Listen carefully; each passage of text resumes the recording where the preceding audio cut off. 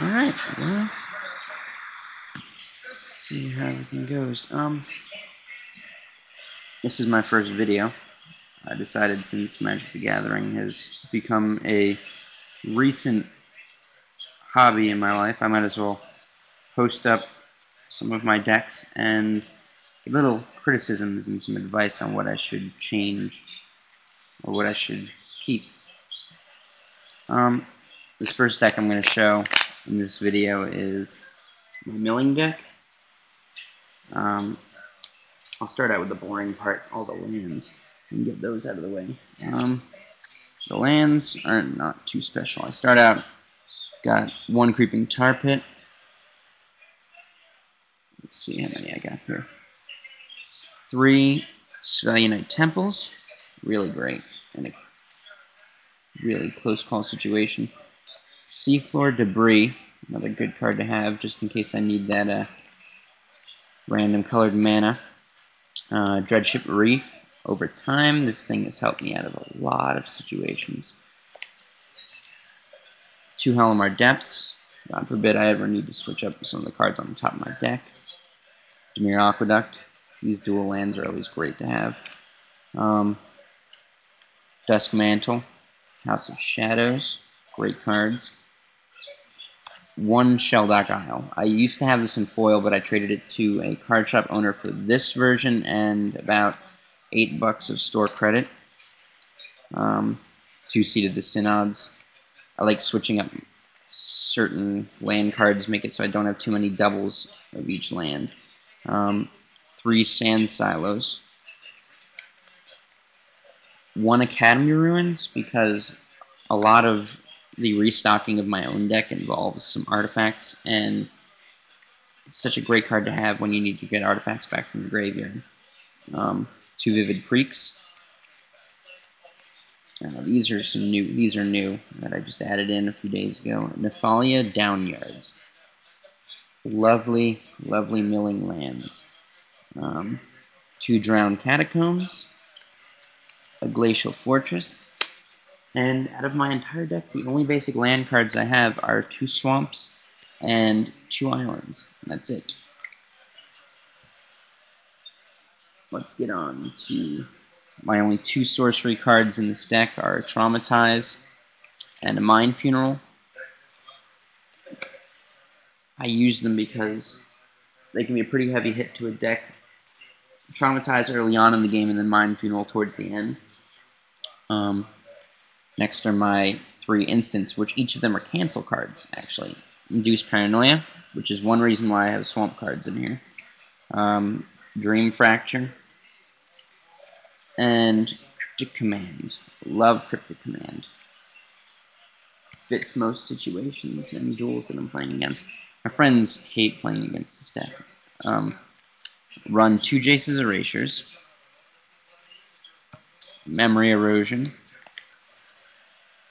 Frozen Aether. This is lovely because it keeps my opponent down for however much I need him in the game. Basically slows him down so I can mill him and take my time. Curse of the Bloody Tome. I love some of these new Innistrad cards.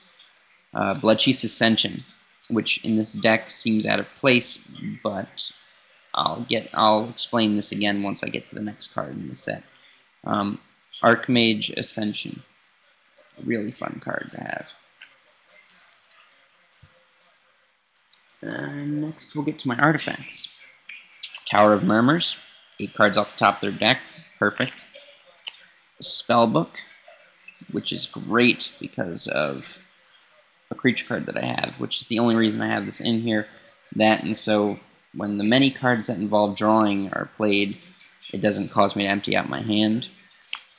This is why I have Bloodchief's Ascension here. Infinite Loop. Mind Crank and Bloodchief's Ascension. Keening Stone. Great later on in the game. Amazingly paired up with Wet Wheel. Then we have a Cellar Door. Another Innistrad card. The zombies come in handy with some creatures in my deck. A Jester's Scepter. Nice quick card to have out. Just start milling them right away. And my restocking cards. Elixir of Immortalities. These are a major building block in my deck. On to my...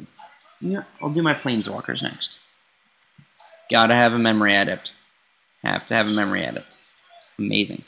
Now, this, I have 2 cards in this one pack. One is for reference. I have this Jace Balerion in there for reference because I do very much enjoy the Japanese foil Jace that I have. And now for the final stretch, my creature cards.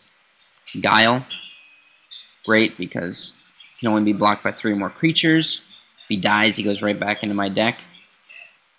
And my cancel cards.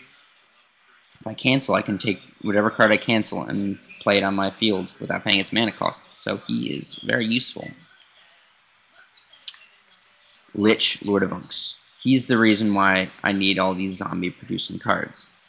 Cellar Doors is great. He makes his own 1/1 zombie wizards.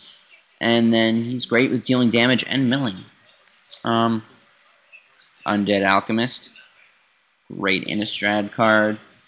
Great milling and gaining zombies. It's so much fun to have this card in this deck. Overbeing of Myth. That's why I have Spellbook in my deck. And then I run 3 Scout Plexuses. These are the entire reason why I made it so that I don't have very much more than 4 of the same land in my deck. Because their abilities with land cards get annoying. 2 Walking Archives.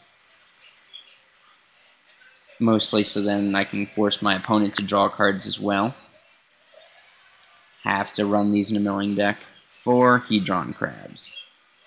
Of course, all of my decks are meant for Vintage only, but I love playing Vintage, so it doesn't really matter. 2 Nemesis of Reasons. Gotta run these. These are main building block in a mill deck. Well, in a Vintage mill deck. I love this. This is an old card I managed to find. Ambassador Laquatus. He's not too old, but he's a really cool card. And the fact that I only have to tap 3, and I get to put the top 3 cards of any player's library into the graveyard, is pretty cool. I do like that.